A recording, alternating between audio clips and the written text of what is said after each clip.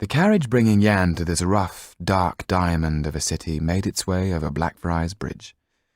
Mr. Tull, whose job it had been to transport the boy here, had been instructed to wait for Mr. Laxton's carriage at an inn on Fleet Street. The courtyard of the Boar Inn was full of stagecoaches and horses. Ladies and gentlemen, assorted parcels and trunks, all taken up with the hectic business of arriving or leaving. Mr. Tull stopped at the door of the inn. He took Jan by the scruff of the neck and steered him as one would a dog into the inn. Jan shook himself free of Mr. Tull's clutches and sat huddled up in the corner. The journey had been a blur of misery and grief. He didn't like his jailer, for that was how he had come to think of Mr. Tull, a bulldog of a man who had made it quite clear that the feeling was mutual. "Now you stay put, while I see if the carriage has arrived." Tull leaned across, grasping the lapels of Jan's coat. "If you so much as move one of them there miserable muscles of yours, you'll be in for it and no mistake. Do you get my drift?" Jan watched as Mr. Tull wove his way across the courtyard and decided to take his chance.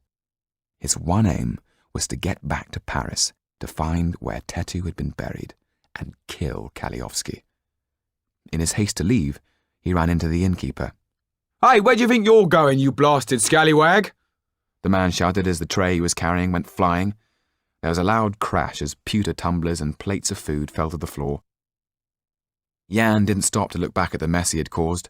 Quickly he swerved past a coach driver, ducked and dived round horses and a carriage, and ran straight into a well-dressed man who firmly but kindly put his hand on his shoulder. "Jan Margoza, I take it," said Henry Laxton in flawless French. Mr. Tull came panting and puffing after him, shaking his fist. "Where's that ruddy boy? That little even? I'll wring his scrawny neck, I will." "You will do no such thing," said Mr. Laxton, still holding firmly on to Jan.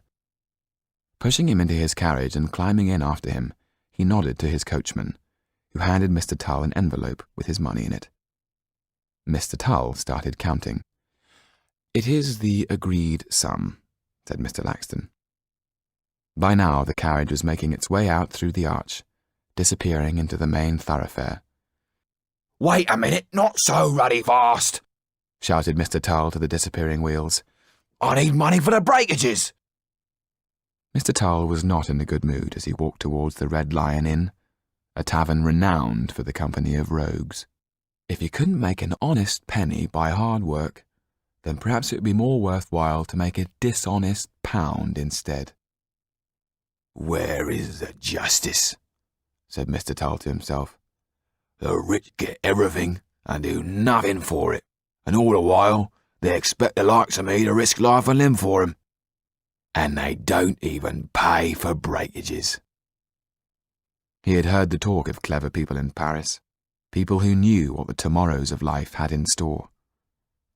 Civil war in France. That was what they were predicting. As far as he was concerned, it couldn't come soon enough. There was money to be made in upheavals.